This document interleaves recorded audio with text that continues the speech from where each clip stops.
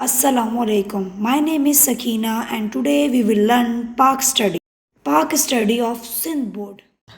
آج ہم chapter number 3 start کریں گے اور چیپٹر نمبر 3 میں جو ہم فرسٹ ٹاپک پڑھیں گے وہ آبجیکٹیو ریزولیشن پڑھیں گے، لیکن وہ بھی میں آپ لوگوں کو نوٹس بنا کے ہی شیئر کروں گی، لیکن آبجیکٹیو ریزولیشن کے نوٹس میں آپ کو ابھی شیئر کرتی ہوں، لیکن اس کو سمجھنے سے پہلے آپ کو میں تھوڑا آبجیکٹیو ریزولیشن کے بارے میں تھوڑا سا سمجھا دیتی ہوں کہ واٹ از آبجیکٹیو ریزولیشن، کہ آخر کار آبجیکٹیو ریزولیشن دی کیوں گئی تھی اور یہ کب آئی تھی، اس کی وجہ کیا تھی، کس نے دی تھی، اور اس کی آخر کار ایسی کون سی وجہ تھی کہ یہ آئی تھی۔ تو لیٹس اسٹارٹ، ہم اس کو سمجھنا شروع کر دیتے ہیں۔ جب پاکستان کی اسٹیبلشمنٹ ہوئی تھی، پاکستان کی اسٹیبلشمنٹ ہونے کے فوراً بعد یعنی کہ جب 14 اگست 1947 کو پاکستان جب دنیا کے نقشے پر آیا تھا، تو اس کے فوراً بعد پاکستان کو سب سے پہلے ایک تو آپ کو پتہ ہے انیشیل پرابلمس تھی جو ہم نے سیکنڈ چیپٹر میں کور اپ کی ہیں، ٹھیک ہے۔ پاکستان کی انیشیل پرابلم ہے واٹر پرابلم، اور اس کے علاوہ میڈیسنس، اور اس کے علاوہ میڈیسنس کی ضرورت ہوتی ہیں، کانسٹیٹیوشنلس، اور اس کے علاوہ بہت سارے ایشو ہیں جو پاکستان نے فیس کیے تھے، اور اس میں جو مین ایشو آتا ہے ایک کانسٹیٹیوشن کا بھی ایشو آتا ہے۔ تو ہم ابھی جو ڈسکس کریں گے ایشو، وہ کانسٹیٹیوشن کا ایشو ڈسکس کریں گے۔ تو سب سے پہلے آپ لوگ کو سمجھنا ہے کہ واٹ از کانسٹیٹیوشن۔ میں اپنی پچھلی ویڈیوز میں بہت بار یہ بات بتا چکی ہوں کہ واٹ از کانسٹیٹیوشن، تو میں آپ لوگ کو ابھی بھی یہ بات بتا دیتی ہوں واٹ از کانسٹیٹیوشن، اور اس ویڈیو میں آپ لوگوں کو کانسٹیٹیوشن کی ڈیفینیشن بھی بتاؤں گی۔ وہ کانسٹیٹیوشن کی ڈیفینیشن تو میں آپ لوگ کو اینڈ میں بتا دیتی ہوں، لیکن کانسٹیٹیوشن کا سب سے پہلے میں آپ لوگ کو مطلب بھی بتا دیتی ہوں کہ واٹ از کانسٹیٹیوشن، تاکہ آپ لوگ کو ویڈیو پوری سمجھ آ جائے۔ تو سب سے پہلے آپ لوگ کو سمجھنا ہے کہ کانسٹیٹیوشن، ٹھیک ہے، یعنی کہ لا، یعنی کہ قانون۔ کیونکہ جب کوئی بھی ملک نیا بن رہا ہے تو اس کے اندر قانون تو اسٹارٹ میں نہیں ہوگا۔ اگر ہم بات کریں گے اس وقت کشمیر کی، تو اس وقت یہ آزاد نہیں ہے۔ اگر کوئی سے آزاد کروانا چاہے گا تو اس اندر کوئی قانون تو نہیں ہوگا نا۔ اب اسی طرح پاکستان کے اندر جب پاکستان بنا نہیں تھا تو اس کے اندر کوئی قانون نہیں تھا، کوئی لا نہیں تھا، کوئی کانسٹیٹیوشن ورڈ نہیں تھا۔ اب لا، قانون ہم ورڈ یوز کرتے ہیں انگلش میں، لیکن اگر پاک اسٹڈی کی بات کریں تو پاکستان اسٹڈی میں جو ورڈ یوز ہوتا ہے وہ کانسٹیٹیوشن ورڈ ہوتا ہے۔ تو بیسیکلی آپ لوگ کو یہ ورڈ پتہ ہونا چاہیے، کانسٹیٹیوشن۔ پاکستان اسٹڈی میں یہ ورڈ یوز نہیں کریں گے لا، قانون، ہم لوگ ورڈ یوز کریں گے کانسٹیٹیوشن۔ پاکستان اسٹڈی میں زیادہ تر ورڈ کانسٹیٹیوشن ہی یوز ہوتا ہے۔ تو ہم اپنے ٹاپک کی طرف واپس آتے ہیں۔ جب پاکستان جب نیا بنا تھا تب اس کے اندر کوئی کانسٹیٹیوشن، کوئی لا وغیرہ نہیں تھا، تو اس کو چلانے کے لیے سب سے بڑا ایشو یہی تھا کہ کوئی کانسٹیٹیوشن نہیں تھا۔ تو اس کے لیے 1935 کا جو ایکٹ تھا، یا پھر یہ کہہ سکتے ہیں 1935 کا جو کانسٹیٹیوشن تھا، اس کے مطابق جو کانسٹیٹیوشن 1935 کے تھے اسی کے مطابق پاکستان کو چلانا شروع کر دیا گیا۔ یعنی کہ 1935 کے جو کانسٹیٹیوشن بنائے گئے تھے اسی کے مطابق پاکستان کو چلایا گیا۔ تو اس وقت مسئلہ یہ ہوا کہ اس وقت دو پارٹیز آ کے کھڑی ہوئی، دو گروپ آ کے کھڑے ہوئے۔ انہوں نے کہا کہ پاکستان کا جو کانسٹیٹیوشن ہونا چاہیے، ایک نے کہا کہ لبرل ہونا چاہیے۔ اب ہم نے سمجھنا ہے کہ وہ کیا ہوتا ہے۔ ایک نے کہا کہ اسلامک ہونا چاہیے، ٹھیک ہے۔ اب ہم نے ان دونوں کا مطلب سمجھنا ہے۔ اسلامک تو آپ لوگ سمجھ گئے ہوں گے، اور ابھی ہم لوگ اس کا سمجھتے ہیں۔ اس کا مطلب یہ ہوتا ہے، اسلامک میں ہوگا کہ اسلام کے مطابق انصاف ہونا چاہیے، اس کے اندر اسلام کے مطابق ہی ہوگا، اس کے اندر اسلام فالو کیا جائے گا، انصاف ہونا چاہیے، ایکویلٹی ہونی چاہیے، اسلام کے خلاف تو کوئی بات ہی نہیں ہونی چاہیے، اور سب کو ایکویلٹی ملے گی، امیر ہو غریب ہو، کاسٹ سسٹم تو ہونا ہی نہیں چاہیے، ایسا سسٹم ہونا چاہیے۔ لیکن اگر ہم دوسرے گروپ کی بات کریں تو انہوں نے ایسے کہا کہ ہر کوئی اپنی مرضی سے جس طرح چاہے کرے۔ یعنی کہ اگر وہ ہندو ہے، وہ جیسے کہ کچھ کنٹریز ایسی ہوتی ہیں اس کے اندر، جیسے دبئی ہے، اگر ہم اس کی بات کریں تو اس کے اندر ہر قسم کے لوگ ملیں گے آپ لوگوں کو، اور ان کے اندر ان کو آزادی ملی گئی ہے کہ آپ جو آپ کا مذہب ہے وہ آپ لوگ فالو کریں، اور ان کو اپنی یعنی کہ آزادی ملی گئی۔ ان کے اندر مسلم بھی ہیں اور ہندو بھی ہیں، ہر قسم کے آپ لوگ کو وہاں پر لوگ ملیں گے۔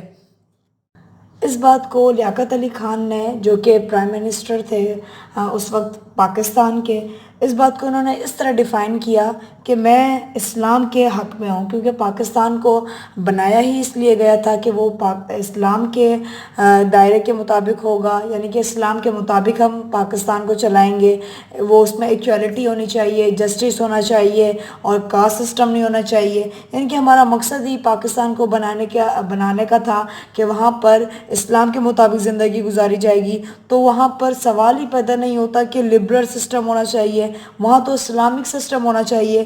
تو لیاقت علی خان نے یہ کہا کہ مارچ 1949 کو انہوں نے ایک ریزولوشن پاس کی تھی جس کو آبجیکٹیو ریزولوشن کہا تھا، اور اس کے اندر کچھ پوائنٹس دیے تھے جن پوائنٹس کو بھی ہم لوگ پڑھیں گے، اور اس کے علاوہ انہوں نے جو باتیں دی تھیں ان کو بھی ہم پڑھیں گے کہ آبجیکٹیو ریزولوشن کو جو انہوں نے مقصد دیا تھا اس کا کیا مقصد، انہوں نے جو ڈیفائن کیا تھا اور انہوں نے اپنی ریزولوشن میں جو باتیں کی تھیں وہ سارا بھی ابھی ہم لوگ پڑھیں گے۔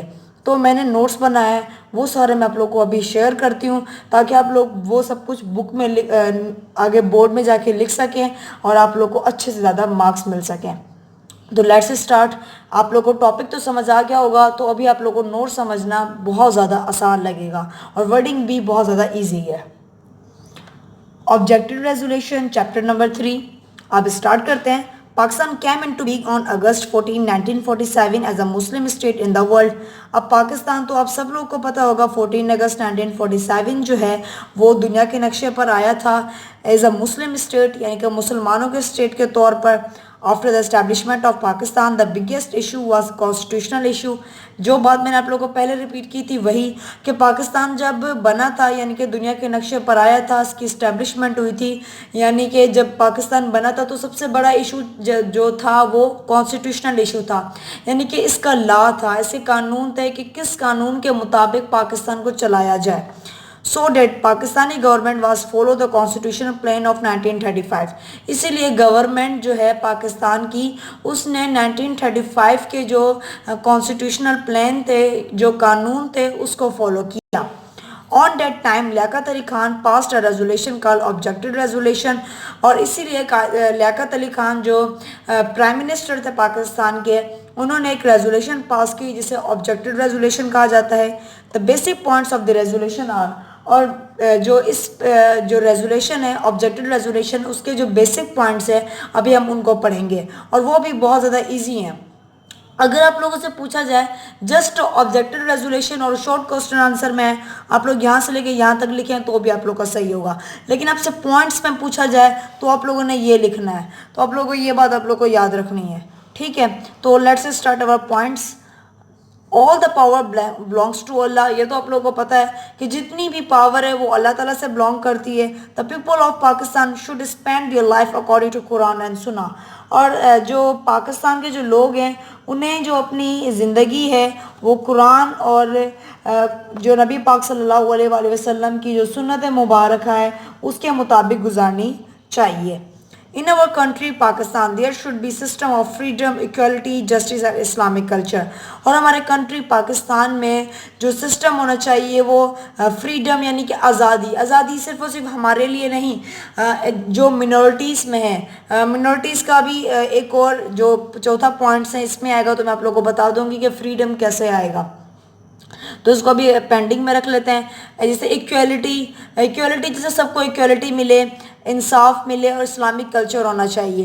اب میں آپ لوگوں کو بتاتی ہوں فریڈم کیسے، آزادی، سب کو آزادی ملے، کہ جیسے ایک جنا ہندو ہے ایک جنا مسلمان ہے، ایسے نہیں کہ ہمارا مسلم کلچر ہے تو صرف اور صرف آزادی مسلمان کو ہی ملے، ہندو کو تو ملے ہی نہیں، آپ اپنا کلچر تو فالو ہی نہیں کر سکتے۔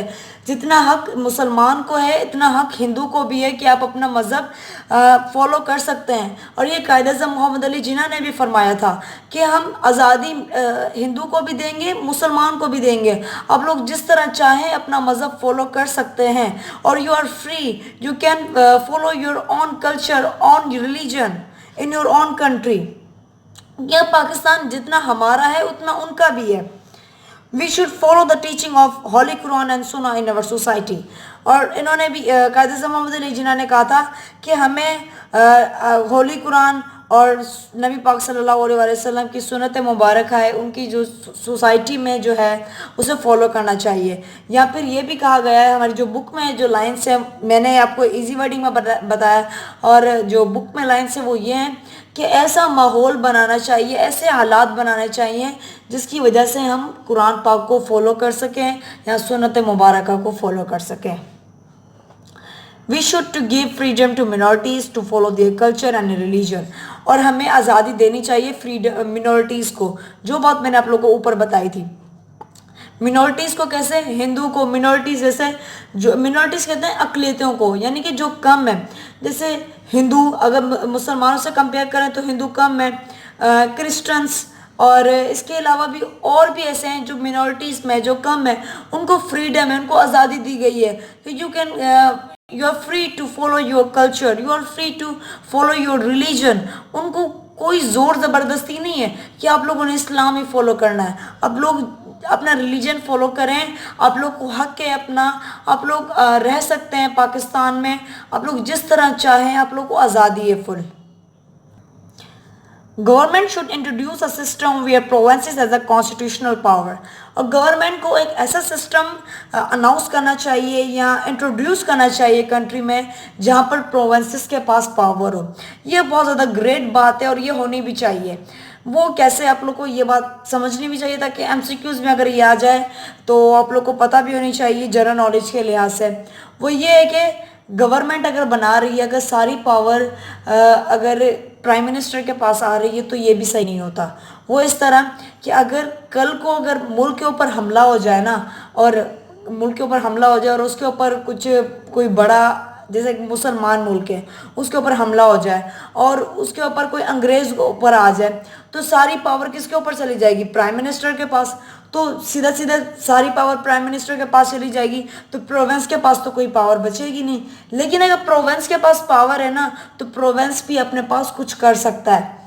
اس لیے قائد اعظم محمد علی جناح کہتے تھے کہ پروونس کے پاس بھی پاور ہونی چاہیے. تو قائد اعظم محمد علی جناح اسٹارٹ سے کہتے تھے کہ سندھ کو الگ کر دیا جائے, پروونس کے پاس پاور ہو, پروونس کے پاس پاور ہو.